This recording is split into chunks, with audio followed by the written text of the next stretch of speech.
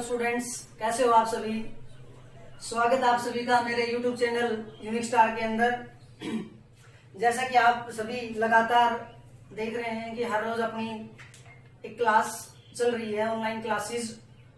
तो उसी कड़ी में आगे बढ़ते हुए आज का अपना टॉपिक 10th क्लास के अंदर ट्रिग्नोमेट्री का। उसके अंदर हम एक एक्सरसाइज आपकी पहले कर चुके हैं, आपकी 3 क्लासेस हम कंप्लीट कर चुके हैं। तो लास्ट क्लास के अंदर हमने आपको बताया था कि भाई जो भी आपके पास कोई भी एक ट्रिग्नोमेट्री फंक्शन था उसको यूज करके किसी भी ट्राइंगल्स की 2 साइड्स हमने निकाली थी, उसके बेस किन्हीं अदर फंक्शंस की वैल्यू हमने निकाली थी।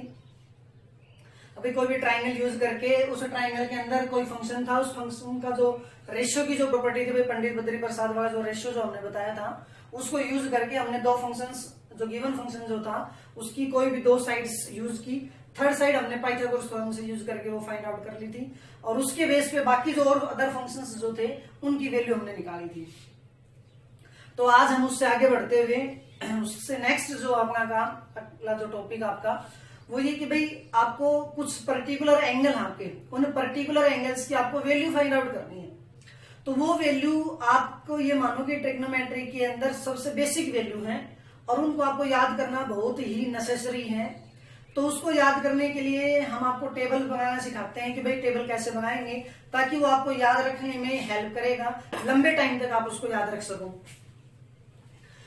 और वैसे तो आप ट्रिग्नोमेट्री के अंदर किसी भी एंगल की वैल्यू निकाल सकते हो, बट ये कुछ एक बेसिक एंगल है, इनकी वैल्यू हम निकालना सीख लेंगे। फिर उसके बाद हम आपको और कुछ आगे का टॉपिक जब सिखाएंगे तो उसके बेस पे आप किसी भी एक एंगल की वैल्यू आप फाइंड आउट कर सकते हो।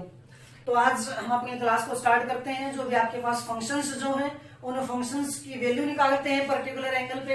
हमारे पास 5 पर्टिकुलर एंगल हैं, 0 है, 30 डिग्री है, 60 डिग्री है, 45 है, 90 डिग्री है। तो उनके ऊपर हम प्रत्येक फंक्शंस की वैल्यू निकालेंगे और उन्हीं बेस बाकी सभी जो फंक्शंस हैं उनके केस में उनकी वैल्यू सोल्व करके दिखाएंगे। तो आइए हम स्टार्ट करते हैं। तो भाई आपके पास ये फंक्शन है, भाई सबसे पहला फंक्शन आपके पास साइन, उसके बाद है आपके पास कोस, उसके बाद है आपके पास टेन, उसके बाद आपके पास कोट, सिकेंड और भाई उसके बाद है कोसिकेंड। इधर हम एंगल ले लेते हैं, ये आपका 0 डिग्री हो गया, ये आपका 30 डिग्री हो गया, ये आपका 45 डिग्री हो गया, ये आपका 60 डिग्री हो गया और ये भाई आपका 90 डिग्री हो गया। तो भाई आपको क्या करना है, इसको बनाने के लिए आपको ध्यान से देखना है और समझना इस बात को, रट्टा नहीं मारना। बिना रट्टा मारे भी आप 0 से हीरो बनोगे, मुझे विश्वास है इस बात का। लेकिन उसके लिए आपको थोड़ा सा ध्यान देना होगा और समझो इस बात को।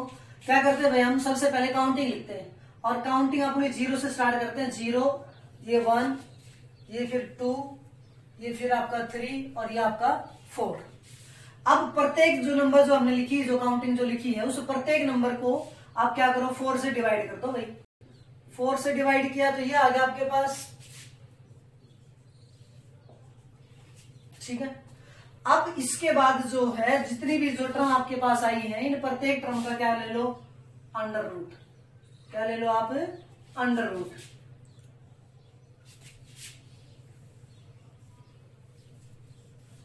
ये आ गया।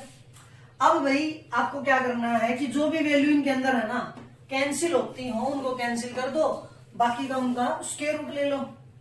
तो यहां से देखना भाई, पहली वैल्यू 0/4, तो 0 अपॉन में समथिंग नॉन जीरो वैल्यू है यहाँ पे। तो 0 अपॉन नॉन जीरो अगर वैल्यू होती है तो उसकी वैल्यू भाई सभी को पता है कि क्या होता है आपका 0। और 0 का अगर आप रूट निकालोगे तो वह वैल्यू किसके बराबर हो जाएगी आपकी 0। ये 1/4। तो भाई ये आपने पीछे छोटी क्लास में पढ़ा होगा कि अगर आपके पास ये वैल्यू होती है a/b, अगर a/b जब वैल्यू होती है तो ये दोनों के ऊपर रूट है ना। अगर आपको जरूरत है, अगर आपको यहाँ पे जरूरत है तो आप इसको अलग अलग कर सकते हो, a का भी रूट कर सकते हो और b का भी रूट कर सकते हो, कोई दिक्कत नहीं है। तो भाई उसी कड़ी के अंदर हम काम करते हैं कि 1 और 4 जो है, तो 1 और 4 में से कुछ कैंसिल तो होगा नहीं, कैंसिल नहीं होगा तो 1 का रूट 1, इसका अलग रूट कर देंगे, नीचे का अलग।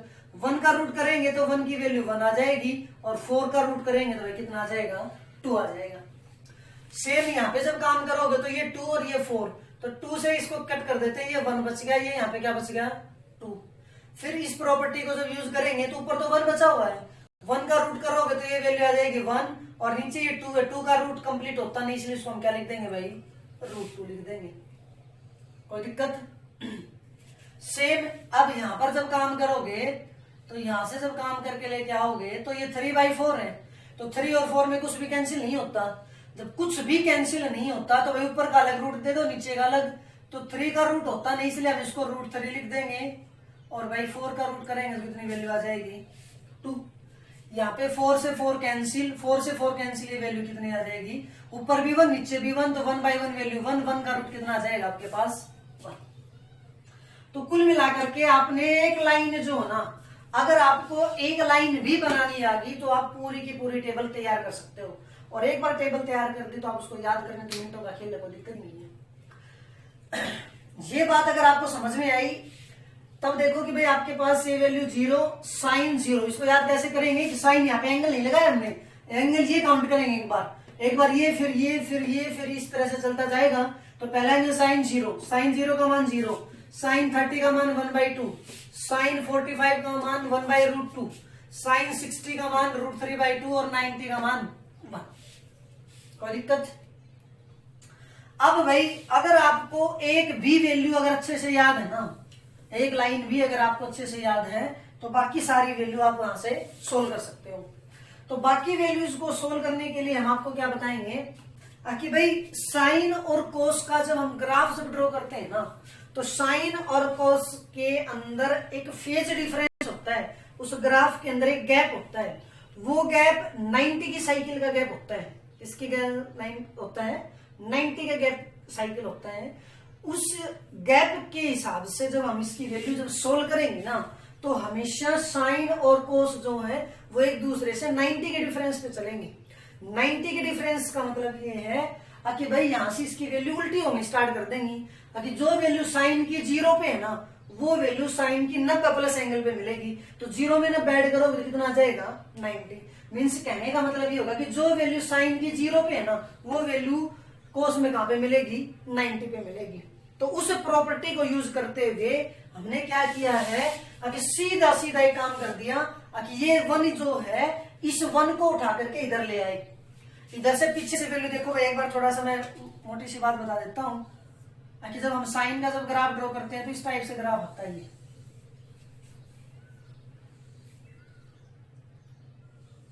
इस टाइप से।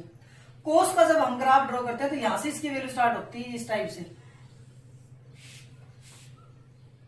ठीक है। तो इन दोनों का जो फेज डिफरेंस जब स्टार्ट करोगे ना, तो फेज डिफरेंस के हिसाब से ये यहाँ का ये गैप स्टार्ट हो गया कि यहाँ पे इसकी वैल्यू कुछ, इसकी वैल्यू कुछ। सेम अगले में जब काम करोगे तो यहाँ पे इसकी वैल्यू कुछ और इसकी वैल्यू कुछ। तो उसी वजह से हम क्या करते हैं कि भाई इन दोनों की साइकिल को उल्टा कर देते हैं। जब उल्टा जब करेंगे ना, तो उल्टा करने के दौरान ये जो वैल्यू है 1, इसको यहाँ पे लिख दो, ये यहाँ पे 1 आ जाएगा, यहाँ पे √3/2 आ जाएगा, ये आ जाएगा भाई 1/√2, ये यहाँ पे वैल्यू आ जाएगी इधर से 1/2, और ये वैल्यू इधर आ जाएगी भाई 0। अब जो है आपके पास ये 2 वैल्यू आ गई। अब जो 2 वैल्यू जो आएंगी, उन 2 वैल्यू के बेस जो है आप सारी की सारी वैल्यू सोल्व कर सकते हो। उसके लिए हमने आपको पहले जब एक्सरसाइज करवाई थी, हमारी पहली वीडियो के अंदर, आप जब वहां पे जाके देखना, हमने आपको कुछ रिलेशन बताए थे। Sine theta is equal to one by cosecant theta, cosecant theta is equal to one by sine theta, और by cos theta is equal to one by secant theta, और secant theta is equal to one by cos theta.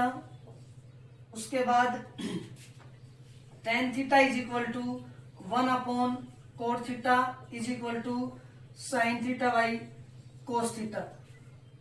फिर यहाँ पे कोट थीटा की value थी 1/tan theta, और ये आ जाएगा आपके पास cos theta by sine theta. तो ये सारी वैल्यू आपको, जब आप पहली वीडियो जब आप देखोगे तो उस पहली वीडियो के अंदर इन सभी की वैल्यू है आपके पास। तो यहाँ पे हमने आपको पूरा प्रूफ दिया गया था अब किस प्रकार से ये फंक्शन एक दूसरे के इक्वल होते हैं। इन्हीं प्रॉपर्टी को यूज करके हम आगे की टेबल को पूरा करेंगे। कैसे पूरा करेंगे? सबसे पहले हम tan को पूरा करते हैं। tan को पूरा करने के लिए tan के पास आपके पास दो वैल्यू, tan की वैल्यू क्या? 1 by cot, sine by cos. अगर कोट है तो कोट का रेसिप्रोकल कर दो तो भी tan आ जाएगा। साइन और कोस की वैल्यू है तो भी भाई tan की वैल्यू आ जाएगी। साइन को कोस से डिवाइड करवा दो, किसकी वैल्यू आ जाएगी? tan थीटा की। थीटा यहाँ पे जो होगा वो यहाँ पे भी होगा। तो सबसे पहली वैल्यू tan की जब हम निकालेंगे तो ये tan सबसे पहले को है 0। तो tan 0 का मतलब क्या आएगा? यहाँ पे एक वैल्यू हम सोल्व करके देते हैं आपको। आपके पास साइन 0 अपॉन में कोस 0, साइन 0 अपॉन में कोस 0। तो साइन 0 का मान 0 है, कोस 0 का मान 1 है। 0 by something non zero value क्या आ गई? 0। इसलिए tan 0 का मान कितना आ गया भाई? 0। साइन को कोस से भाग दे दिया। जैसे हमने 0 एंगल को डिवाइड किया है ना, इसी तरह 30 की वैल्यू को डिवाइड करवा दो, फिर 45 को, फिर इसको, सभी को डिवाइड करवा दो भाई। सभी को जब डिवाइड करवाओगे तो ये वैल्यू आपके पास 0, जब इसको जब सोल्व करोगे तो ये वैल्यू आ जाएगी आपके पास 1/√3। इनको डिवाइड करवाओगे ये वैल्यू आ जाएगी 1, इसको डिवाइड करवाओगे ये वैल्यू आ जाएगी √3, और लास्ट में जब इसको डिवाइड करवाओगे तो ये वैल्यू आएगी 1/0। तो समथिंग अपॉन 0, ऊपर आपकी कोई भी नॉन जीरो वैल्यू हो, नीचे अगर आपकी जीरो वैल्यू हो तो ये आपकी भाई नॉट डिफाइंड वैल्यू होती है। कौन सी वैल्यू होती है? नॉट डिफाइंड, जिसको हम इनफाइनाइट भी बोलते हैं भाई। जिसको हम क्या बोलते हैं? इनफाइनाइट। जब हम इसको इनफाइनाइट बोलते हैं तो यहां से इसकी वैल्यू को हम ये क्या लिख देंगे भाई? इनफाइनाइट। कोई दिक्कत? अब अगर कोई दिक्कत नहीं तो भाई कोट की वैल्यू बना दो। कोट की वैल्यू जब बनाओगे तो कोट की वैल्यू के लिए वही काम है, या तो कोस को साइन से भाग दे दो, या फिर tan का क्या कर दो? पलटी मरवा दो। tan की जब पलटी मारोगे तो कोट की वैल्यू आती जाएगी। तो जो भी tan की वैल्यू आपके पास उसका क्या कर दो? रेसिप्रोकल। रेसिप्रोकल जब करोगे तो ये वैल्यू आ जाएंगी। ये कोट tan का रेसिप्रोकल करना है भाई। tan की वैल्यू 0/1 है, इसका रेसिप्रोकल करोगे तो 1/0। 1/0 का मतलब इनफाइनाइट। 1/0 का मतलब क्या आ गया आपके पास? इनफाइनाइट। इसका रेसिप्रोकल करोगे तो √3। रेसिप्रोकल का क्या मतलब होता है? उसकी पलटी मरवाना। पलटी मीन्स जो चीज ऊपर उसको नीचे ले आओ और नीचे वाली चीज को ऊपर। तो ये 1/√3 इसको पलटी जब मारोगे तो ये √3 ऊपर और 1 कहां जाएगा? आपके नीचे। और नीचे चाहे 1 लिखो या ना लिखो कोई फर्क नहीं पड़ता, तो सिर्फ हम √3 भी लिख सकते हैं। 1 का रेसिप्रोकल करोगे 1, इसका रेसिप्रोकल करोगे 1/√3, और भाई जब इसका रेसिप्रोकल जब करोगे तो ये वैल्यू क्या आ जाएगी आपके पास? 0। कोई दिक्कत? कोई दिक्कत नहीं। तो भाई अब आपके पास जो वैल्यू है वो वैल्यू देखो आपकी क्या है। सबसे पहले वैल्यू सेकेंड की। सेकेंड की वैल्यू क्या कहते हैं कि जो वैल्यू कोस की थी ना उसी का क्या कर दो? रेसिप्रोकल। जब उसी का जब रेसिप्रोकल जब करोगे तो आपके पास ये सारी वैल्यू आ जाएंगी। तो कोस का रेसिप्रोकल करोगे तो सेकेंड की वैल्यू आती जाएगी। कोस, सबसे पहले कोस 0 की बात करेंगे तो 0 में यहाँ पे कौन है? 1 का रेसिप्रोकल क्या आ जाएगा? 1। कोस 0 की वैल्यू कितनी आपके पास? 1 का रेसिप्रोकल 1। इसका रेसिप्रोकल करोगे तो इसकी पलटी मरवा दो। पलटी मरवाओगे तो 2 ऊपर चला जाएगा और वह √3 का आ जाएगा नीचे। सेम इसकी पलटी मरवाओगे ये वैल्यू आ जाएगी √2, इसकी पलटी मरवाओगे ये वैल्यू आ जाएगी 2, और जब 0 की पलटी मरवाओगे तो 0 का मतलब क्या होता है? 0/1। तो 0/1 का मतलब क्या आ गया? 1/0, और 1/0 अभी आपको बताया क्या होता है? इनफाइनाइट। तो ये वैल्यू आपकी क्या आ गई? इनफाइनाइट। ये वैल्यू क्या आ गई? इनफाइनाइट। अब लास्ट वैल्यू आपके पास कोसिकेंट की बच गई। तो भाई कोसिकेंट को सोल्व करने के लिए भी वही काम, ताकि कोसिकेंट साइन का रेसिप्रोकल होता है, तो या तो साइन का रेसिप्रोकल कर दो या भाई इधर से उल्टा लिखना स्टार्ट कर दो। एक ही बात है, या तो इधर से उल्टा लिखना स्टार्ट कर दो या फिर साइन का क्या कर दो? रेसिप्रोकल। दोनों से वही बात है। जब इसका रेसिप्रोकल करोगे तो भाई साइन 0 का जब रेसिप्रोकल करोगे तो 0 का रेसिप्रोकल वही बात है 1/0 आएगा, और 1/0 का मतलब इनफाइनाइट। तो ये वैल्यू आपके पास इनफाइनाइट वैल्यू आ गई। इसका रेसिप्रोकल करोगे 1/2 का, तो 1/2 का रेसिप्रोकल 2, इसका रेसिप्रोकल √2, इसका रेसिप्रोकल 2/√3, और भाई 1 का रेसिप्रोकल जब करोगे तो ये आपके पास कितने वैल्यू दे देगा? 1 दे देगा। ठीक है, कोई दिक्कत? कर दोगे? तो भाई ये वैल्यू जो है आपको ये हमेशा याद रखनी है, इनको रट्टा नहीं मारना। याद रखने की जो टेक्निक जो थी वो हमने आपको बता दी। अगर किस प्रकार से आपको बनानी है, उसके बाद साइन एक वैल्यू याद करो, कोस की वैल्यू इधर से उल्टा लिखना स्टार्ट कर दो। फिर जो ये प्रॉपर्टी हमने बताई थी यहाँ से, उन प्रॉपर्टी को यूज करके हमने इन सभी की वैल्यू निकाल ली। तो ये जो वैल्यू है आपको टिप्स पे याद होनी चाहिए। इसको टेबल को आप अपनी रफ कॉपी के अंदर 2 से 3 बार बना के देखो, उसके बाद अपना नोटबुक को बंद करके और देखो कि वो वैल्यू मेरे को याद होती है या नहीं होती। अगर वो वैल्यू याद नहीं होती है तो उसको फिर दोबारा से देख के याद करो। हमें अब टेबल आपकी 16 उसकी टेबल को आपको याद रखना है भाई। अब उसके बेस, टेबल के बेस आपके पास 21 क्वेश्चन है, तो हम 2-4 क्वेश्चन ट्राई करते हैं, उसके बाद आप खुद ट्राई करना। और ये एक्सरसाइज जो है एग्जाम के पॉइंट ऑफ व्यू से बहुत ही इंपॉर्टेंट एक्सरसाइज है। इस एक्सरसाइज में से हर बार कम से कम 1 या 2 क्वेश्चन तो कम से कम आते हैं। किसी भी बोर्ड में हो, भले आप HBSC बोर्ड में हो या CBSE में हो या कोई भी आप लेवल, किसी भी लेवल का एग्जाम दें, उस हर एग्जाम में इस एक्सरसाइज, इस टॉपिक से रिलेटेड पक्का कम से कम 2-1 क्वेश्चन हर बार मिलता है। करना कुछ नहीं, बस आपको टेबल याद होनी चाहिए। अगर टेबल याद है तो सब कुछ आसान काम है। देखो ये आपका क्वेश्चन है भाई, 2 tan² 45 plus cos² 30 minus sin² 60। अब इनकी वैल्यू आपको सोल्व करनी है। कहता है कि इसकी वैल्यू फाइंड आउट करो। अब हमें पता है कि ये तो 2 रहेगा tan²। एक चीज हम और थोड़ा सा आपको बता देते हैं कि भाई कोई भी फंक्शन है, हम फॉर एग्जांपल ले रहे हैं, कोई भी फंक्शन हो, अगर इसकी कुछ भी पावर यहाँ पे है, साइन की कुछ भी अगर यहाँ पे पावर है और यहाँ पे इसका एंगल थीटा है, तो इस साइन की पावर और ये थीटा एंगल अगर आपका है, तो इसका मतलब ये कभी भी नहीं है कि भाई ये जो पावर है ना ये थीटा की भी पावर होगी। ये सिर्फ इस फंक्शन की पावर है। फंक्शन इंक्रीज होगा, एंगल वही रहेगा, उसकी फंक्शनल वैल्यू इंक्रीज या डिक्रीज होगी जैसे इसकी पावर होगी उसके हिसाब से। तो भाई इस पावर को जो है हम इस टाइप से लिख सकते हैं भाई, जो भी पावर होगी उस पावर को हम उससे बाहर कर सकते हैं। पावर को जब बाहर करेंगे तो ये अंदर आपके पास फंक्शन क्या बच जाएगा, साइन थीटा। तो साइन थीटा जब फंक्शन बचेगा तो उस केस में ये पावर जो थी आपकी कहां चली जाएगी, बाहर। तो इस प्रॉपर्टी को यूज करके हम यहाँ पे काम करते हैं। ये tan² 45 है ना, इसको हम क्या लिख सकते हैं भाई, tan 45 इसकी पावर 2 कर सकते हैं, प्लस इसको हम एक बार दोबारा लिख लेते हैं cos² 30 माइनस sin² 60। अब देखो 2 इंटू tan 45 की वैल्यू थी आपकी 1, इसका स्क्वायर प्लस cos 30। अच्छा ये भी नहीं लिखा, ये आ गया आपके पास, और इधर से आपके पास ये आ गया भाई,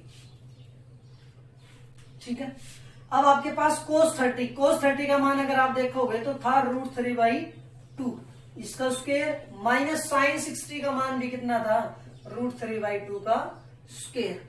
अब देखो ये टर्म और ये टर्म दोनों सेम है, ये टर्म और ये टर्म दोनों सेम। अब कैलकुलेशन करने की जरूरत ही नहीं है, दोनों टर्म सेम रही, एक प्लस के एक माइनस, दोनों को क्या कर दो, कट करोगे तो 2 इंटू 1 का स्क्वायर क्या होगा 1, वैल्यू कितनी आ गई 2। अगर वैल्यू 2 आई तो सिंपल सा काम, आपके पास क्वेश्चन कंप्लीट। नेक्स्ट क्वेश्चन आपका भाई cos 45 over secant 30 plus cosecant 30। तो भाई अब करना कुछ नहीं है, बस आपको टेबल अगर याद है ना तो क्वेश्चन में कुछ नहीं है, उसके बाद कैलकुलेशन बचती है। और भाई 10th क्लास के स्टूडेंट हो, कैलकुलेशन तो देखो आपको आनी चाहिए। तो देखो इसको सोल्व करें, cos 45 की वैल्यू आपकी कितनी आएगी भाई 1/√2।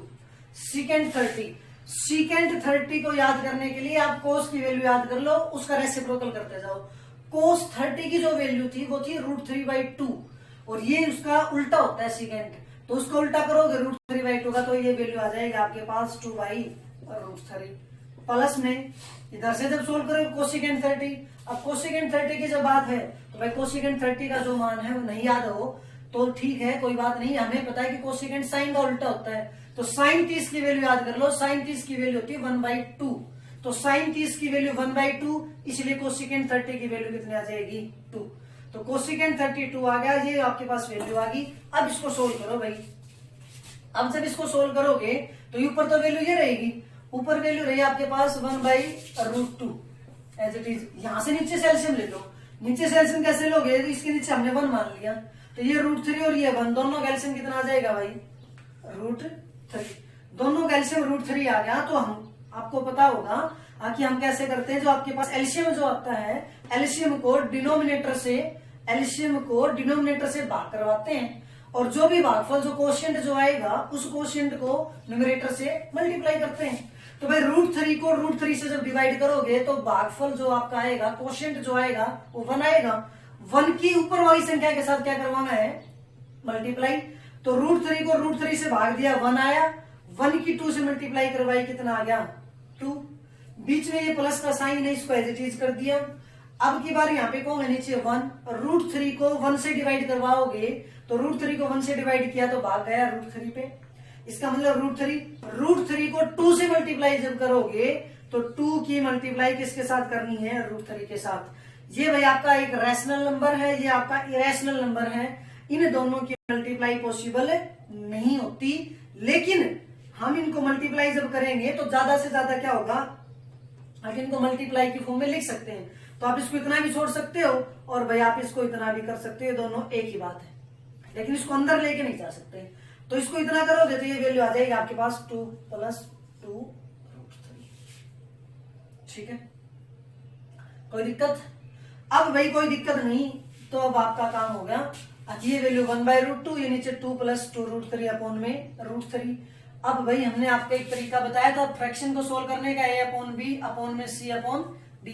2 टर्म ऊपर है, 2 नीचे हैं, तो हमने आपको बताया था a/b मल्टीप्लाई में नीचे वाली जो टर्म है ना, इस टर्म को पलटी मरवा दो। इसको जब पलटी मरवाओगे तो ये d ऊपर हो जाएगा और c क्या हो जाएगा आपका नीचे। तो d ऊपर c नीचे जब आएगा तो ये वैल्यू आ जाएगी आपके पास। तो भाई आपको क्या करना है, देखो इसी चीज को ध्यान में रखते हैं, ये दोनों वैल्यू क्या चीज रहेगी, 1/√2 मल्टीप्लाई में ये टर्म ऊपर और ये नीचे, ये टर्म नीचे आ गई तो √3 अपॉन में ये वैल्यू क्या आ गई, 2 + 2√3। अब आप इसको इतना भी छोड़ सकते हो, यहां पर भी आपका काम चल जाएगा। अगर थोड़ा सा और सिंप्लीफिकेशन कर दोगे तो और भी अच्छी बात है। कैसे करोगे सिंप्लीफिकेशन, ये √3 है, √3 के 1 से मल्टीप्लाई करोगे √3 आ जाएगा। अच्छा भाई इधर जब काम करोगे तो इधर जब काम करो, यहाँ पे दोनों में 2 है, 2 को यहाँ से कॉमन कर लो। 2 को जब कॉमन करोगे तो ये सारी टर्म मल्टीप्लाई में हो जाएंगी। तो 2 को तो हमने कर लिया कॉमन, अंदर रह जाएगा ये बाहर √2 पहले ही था, ये अंदर 1 + √3। अब आपकी मर्जी, आप इस क्वेश्चन को कहां तक छोड़ना चाहते हो। यहां छोड़ोगे तो भी ठीक है, और आगे सिंप्लीफिकेशन करोगे तो भी ठीक है, और आगे कैसे करोगे, √3 √2 को अंदर ले जाओ। √2 को जब अंदर लेके गए तो आपके पास ये 2 बाहर चला जाएगा और ये आपके पास √2 प्लस में अब √2 को मल्टीप्लाई करवानी भाई √3 से। दोनों इरेशनल नंबर है, इरेशनल नंबर है तो दोनों के ऊपर रूट है, तो भाई हम इसको लिख सकते हैं √2 × 3। तो दोनों के जो रूट जो था वो हमने इकट्ठा लगा दिया, इकट्ठा लगा के वैल्यू कितने आ गई, √6। तो ये वैल्यू आ गई आपके पास √6 और ये आपका क्या हो गया, आंसर हो गया। यहाँ तक क्लियर, आप जो भी जहां तक भी करो वो सही है। नेक्स्ट जो क्वेश्चन आपका ये sin 30 + tan 45 cosecant 60 secant 30 cos 60 and cot 45, इसकी वैल्यू आपको सोल्व करनी है भाई। ध्यान से देखना भाई इस क्वेश्चन को। sin 30 का जो मान होता है भाई वो होता है आपके पास 1/2, tan 45 1, cosecant 60 का जो मान है वही बात है कि अगर इसका याद नहीं रख सकते साइन का रख लो। sin 60 का मान था √3/2, √3/2 साइन का था, कोसिकेंट उसका उल्टा होता है रेसिप्रोकल, तो इसका हो जाएगा भाई 2/√3। सेकेंड 30 का मान वो है कि जो cos 30 का था, cos 30 का मान था √3/2, इसका रेसिप्रोकल करोगे तो भाई 2/√3 प्लस में cos 60 का मान 1/2 प्लस cot 45 की वैल्यू कितनी आ गई। अब देखो भाई यहां से इसको जब सोल्व करोगे तो ऊपर भी फ्रैक्शन में टर्म है, नीचे भी फ्रैक्शन में टर्म है, तो ऊपर वाले टर्म का अलग से एलसीएम ले लो, नीचे वाले टर्म का अलग से एलसीएम ले लो। ऊपर से एलसीएम लोगे तो ऊपर देखो यहाँ पे तो इसके नीचे कुछ नहीं है, तो इसके नीचे हम 1 मान लेंगे, इधर 2, ये √3, तो 2 और √3 और यहाँ पे बनेगा 1, तो 2 √3 और 1 का जो एलसीएम जब लोगे तो वो आ जाएगा आपके पास 2 √3। अब 2 √3 जब एलसीएम जब आएगा ना तो इसको जब आप सोल्व करोगे तो सोल्व करते वक्त थोड़ा सा ध्यान दो, ये 2 √3 है, जब ये 2 √3 अगर है तो ये आपका एलसीएम है। हमने आपको बताया कि जब फ्रैक्शंस को जब सोल्व करोगे तो रूट जो आपका एलसीएम जो आता है उस एलसीएम को डिनोमिनेटर पार्ट से करना होता है डिवाइड। तो 2 √3 को अगर आप 2 से डिवाइड करोगे तो 2 से तो 2 कैंसिल हो जाएगा, वैल्यू कितनी बचेगी आपकी √3। तो इसका मतलब आपका कोशिएंट कितना आ गया भाई, कोशिएंट आ गया आपका √3। तो √3 जो भी कोशिएंट जो आता है ना, उस कोशिएंट को ऊपर वाली टर्म से क्या करनी होती है, मल्टीप्लाई। √3 को 1 से मल्टीप्लाई करोगे, ये वैल्यू आ गई आपकी √3। उसके बाद ये वैल्यू, इस वैल्यू को जब सोल्व करोगे तो भाई देखो ये प्लस का साइन एज इट इज। अब इसके नीचे कुछ भी नहीं है, इसके नीचे जब कुछ भी नहीं है तो इसके नीचे हम 1 मान लेंगे। अब 1 मान लेंगे तो इस एलसीएम को 2√3 को 1 से डिवाइड करना है, और जब 2√3 को 1 से डिवाइड करोगे तो वही वैल्यू आ जाएगी, और वही वैल्यू आएगी तो 1 से जब मल्टीप्लाई करते हो तो ये वैल्यू आ जाएगी 2√3। माइनस में यहाँ पे करो अब, तो इसको जब इससे डिवाइड करोगे तो √3 से अब की बार √3 कैंसिल, क्या बच जाएगा अब की बार 2 बच जाएगा भाई। तो 2 की जब इससे मल्टीप्लाई करोगे तो माइनस का कितना आ जाएगा, ये 4।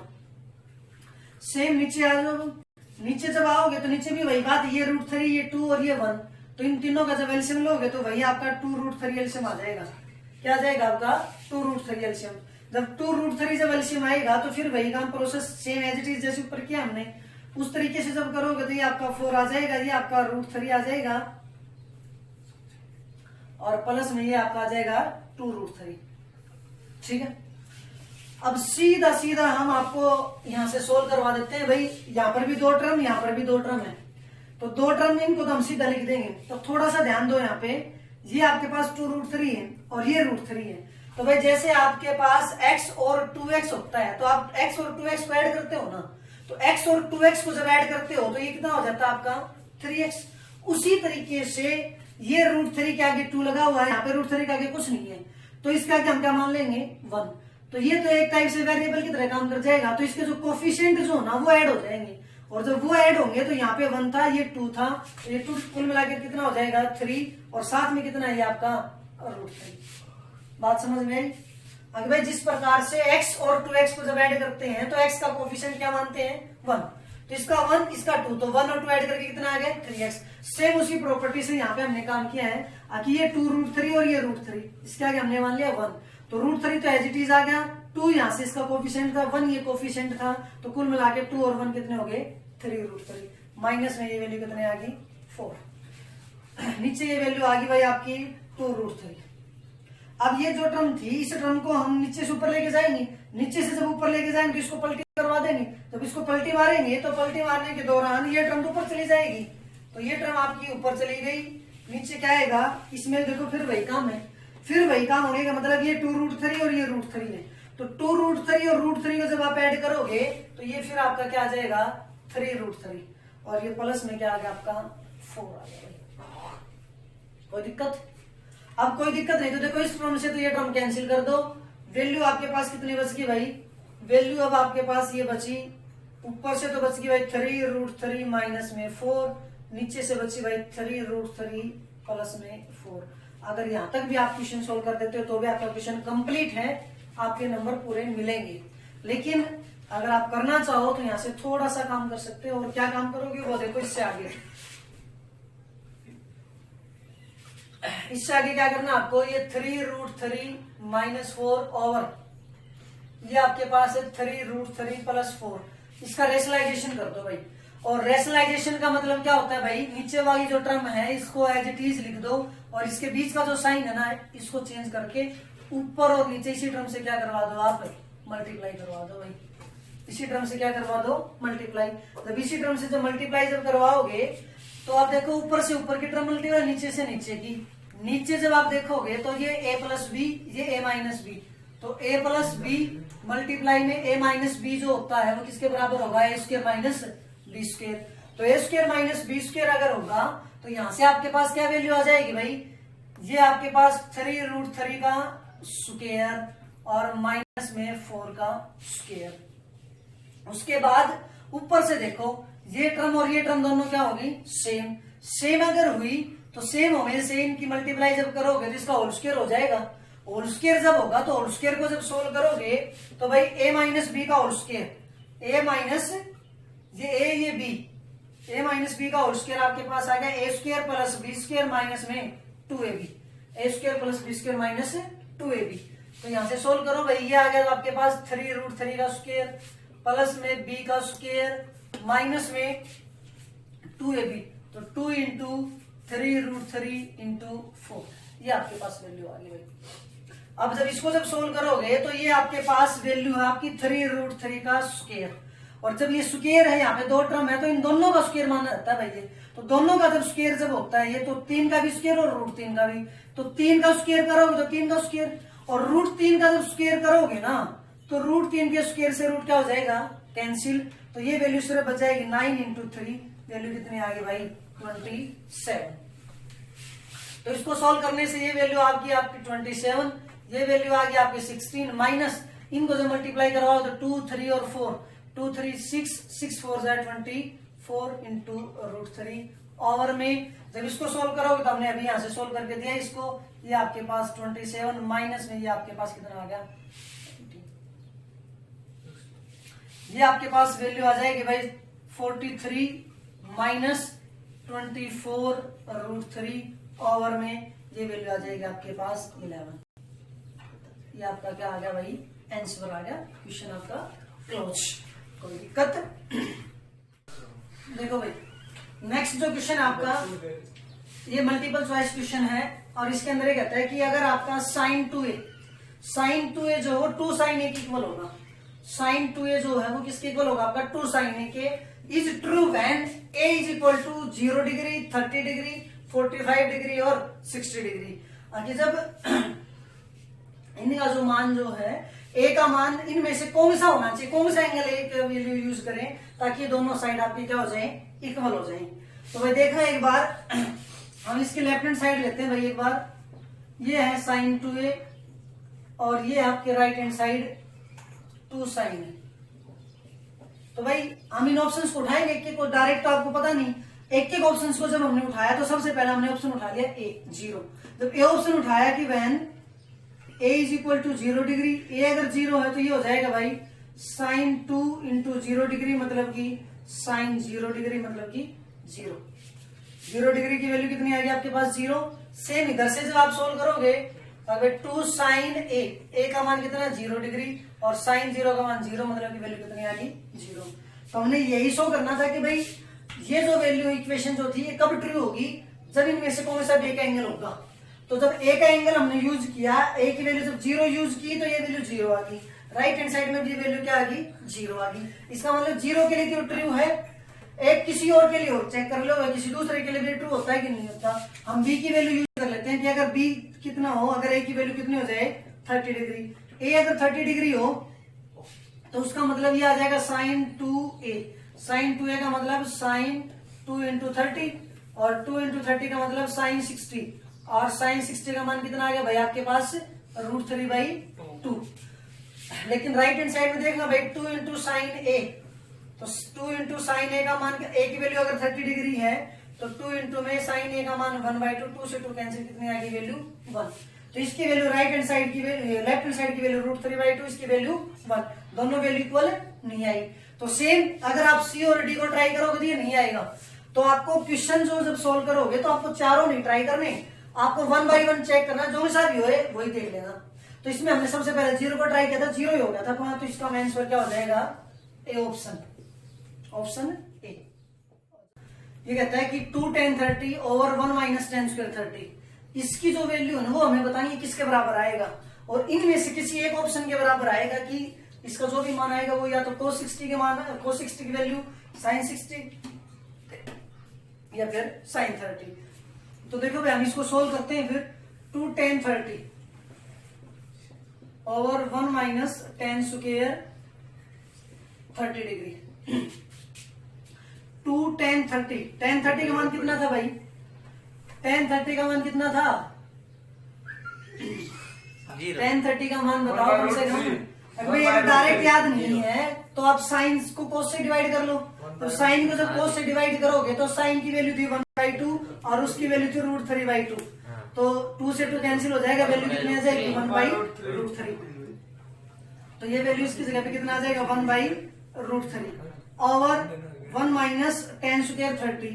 तो फिर वो tan 30 का मान यहाँ पे कितना आया था 1/√3, 1/√3 का स्क्वायर, 2 × 1/√3, ये आपके पास ये वैल्यू आ गई। जब इनको जब सोल्व करोगे तो 2 की 1 के साथ मल्टीप्लाई करोगे, जब 2 की 1 के साथ मल्टीप्लाई करो तो 2 नीचे वैल्यू आ जाएगी आपके पास √3, ये नीचे से वैल्यू आ गई भाई ये 1 माइनस 1/√3 का स्क्वायर करोगे तो 1/3। तो ऊपर तो भाई वैल्यू आपकी एज इट इज 2/√3 रहेगी। नीचे से जब सोल्व करके लेके आओगे तो ये जो वैल्यू आपकी आई है यहाँ से एलसीएम कितना आ जाएगा आपका 3 एलसीएम आ जाएगी इसके साथ, इसकी डायरेक्ट मल्टीप्लाई हो जाएगी। तो 3 की 1 के साथ 3 माइनस में ये 3 को 3 से डिवाइड करेंगे 1 के 1 से मल्टीप्लाई की तो 1। तो ये वैल्यू आ गई भाई 2/√3 अपॉन में ये वैल्यू बची आपकी 2/3। अब फिर वही थोड़ी देर पहले आपको बताया था, आगे ये दो टर्म ऊपर और दो नीचे, ये मेन लाइन है। जब इसको सॉल्यूशन करोगे तो ये 2/√3 तो एज इट इज रह जाएगा। ये नीचे वाली जो टर्म है ना, ये नीचे वाली टर्म, इस टर्म को हम क्या कर देंगे, पलटी मरवा देंगे। क्या मरवा देंगे, पलटी। जब जैसे पलटी मरवाएंगे तो ये 3 कहां चला जाएगा, ऊपर। तो 3 जब ऊपर चला जाए तो 3 बाई क्या आ जाएगा 2। तो 3 2 जब आएगा तो 2 से 2 क्या हो जाएगा, कैंसिल। तो ये वैल्यू बच गई भाई 3/√3। अब देखो 3/√3 जब बचा तो हमने आपको एक चीज बताई है कि जब भी किसी भी टर्म के साथ अगर रूट होता है और उसके अगर हम स्क्वायर कर देते हैं तो स्क्वायर से उसका रूट क्या हो जाता है, कैंसिल। तो वह वैल्यू किसके बराबर आ जाती है, 3 के। भाई जब रूट था, रूट का स्क्वायर कर देंगे तो वो वैल्यू कैंसिल हो जाएगी स्क्वायर से रूट, और वैल्यू क्या बचेगी आपकी 3। तब यहां से इसी प्रॉपर्टी को यूज करते हुए इस 3 को हम क्या लिख सकते हैं भाई, 3 की वैल्यू किसके बराबर, √3 का स्क्वायर। और √3 का स्क्वायर मतलब कि इसको हम ये लिख सकते हैं √3 मल्टीप्लाई में √3 मीन्स स्क्वायर का मतलब इसकी पावर 2, और पावर 2 का मतलब इसको हम 2 बार लिख के मल्टीप्लाई करेंगे। तो हमने √3 को √3 से लिख के क्या करवा दिया, मल्टीप्लाई। तो भाई इस 3 को हम ये लिख सकते हैं √3 मल्टीप्लाई में √3 अपॉन में क्या आ गया, √3। तो एक √3 से एक √3 कैंसिल। तो वैल्यू कितनी बच गई भाई, यहां से √3। वैल्यू कितनी आ गई आपके पास, √3। अब ये कहता था कि क्वेश्चन ये था कि आपकी ये जो वैल्यू है इन 4 ऑप्शन में से किसके बराबर होगी। तो इसको जब हमने सोल्व किया तो ये वैल्यू, इसने सॉल्यूशन जो वैल्यू दी √3, तो √3 ये देख लो इनमें से 4 ऑप्शन में से किसकी वैल्यू √3 आती है। cos 60 का मान नहीं आता √3, cos 60 का मान 1/2, sin 60 का मान √3/2, tan 60 का मान कितना आता है भाई, √3। तो इसके बराबर हम क्या लिख देंगे भाई, tan 60। So option C is correct, C is correct option, C is correct option answer. भाई नेक्स्ट जो क्वेश्चन आपका, ये क्वेश्चन है कि यदि if tan a plus b is equal to √3, tan a minus b is equal to 1/√3, जिसमें a और b कोई भी दो एंगल हैं जिनका सम जो है वो 0 से तो बड़ा होगा, 0 से बड़ा होगा लेकिन 90 डिग्री से कम या उसके बराबर होगा, और a जो है वो b से क्या होगा, बड़ा। तो ऐसे केस में आपको a और b दोनों की वैल्यू फाइंड आउट करनी है। तो भाई ध्यान देना इस बात का, ये क्वेश्चन बहुत ही सिंपल सा क्वेश्चन है, और सिंपल सा क्वेश्चन है। यहाँ पे तो फंक्शन आपका tan दे रखा है, कोई जरूरी नहीं यहाँ पे tan ही आए, साइन, कोस, कोट, सिकेंड, कोसिकेंड, 6 के 6 फंक्शन में से कौन सा भी फंक्शन आ जाए कोई दिक्कत नहीं, सभी का मेथड सेम रहेगा। और मेथड बड़ा बहुत ही सिंपल सा है।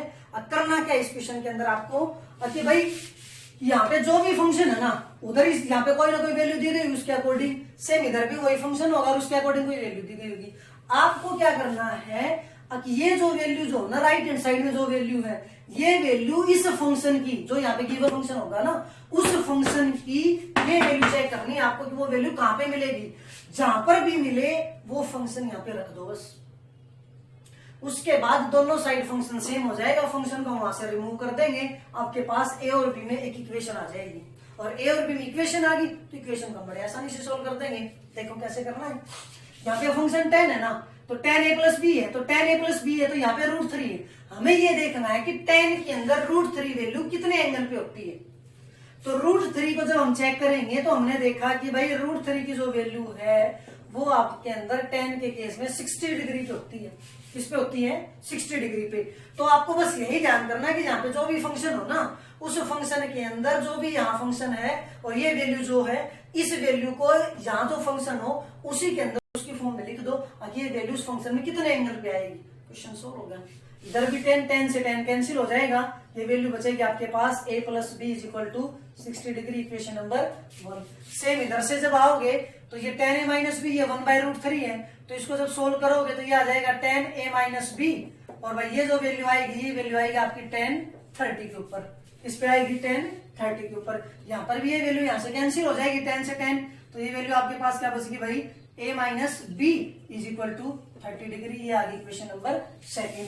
दोनों को एक साथ लिख दो, a minus b is equal to 30 degree. ये इक्वेशन 2 थी, दोनों को सोल्व कर दिया। दोनों को सोल्व किया तो b, ये प्लस का b या माइनस का b, प्लस b से माइनस b क्या होगा आपका cancel, plus b minus b cancel, ये a ये भी a और a जुड़ के कितने हो गए भाई 2a, a और जुड़ के कितने हो गए 2a, a और a जुड़ के कितने हो गए 2a। जब a और a जब जुड़े तो इसकी वैल्यू जब 2a जब आएगी, इसका कोएफिशिएंट 1 था, इसका भी 1 था, इसलिए ये वैल्यू कितने आ गए भाई 2a। 2a is equal to ये कितना आ गया आपके पास 90 डिग्री। 2 इधर आपके पास मल्टीप्लाई में उधर जाएगा तो आपका डिवाइड में जाएगा, तो डिवाइड में जाएगा तो a की वैल्यू 90 बाई 2, 2 से इसको कट कर देंगे 45, a की वैल्यू कितनी आ गई 45 डिग्री। a की वैल्यू 45 डिग्री आई है। ये वैल्यू आपके पास दो इक्वेशन है, इन दोनों इक्वेशन में से किसी भी एक इक्वेशन में पुट कर दो, इसको लिख दो। अब put in equation first equation में से पुट करोगे तो a की value 45 plus b is equal to 60 degree. तो 45 को उधर लेके जाओ, b की वैल्यू निकालनी है, तो 60 माइनस 45 मतलब कि 15 डिग्री। तो b की वैल्यू आ गई 15 डिग्री, a की वैल्यू आ गई 45 डिग्री। यही वैल्यू आपको सोल्व करनी थी। देखिए भाई नेक्स्ट जो क्वेश्चन आपका वो ट्रू फॉल्स का। अगर भाई जो आपकी स्टेटमेंट जो दी गई है वो स्टेटमेंट आपकी ट्रू है या फिर फॉल्स है वो आपको बताना है।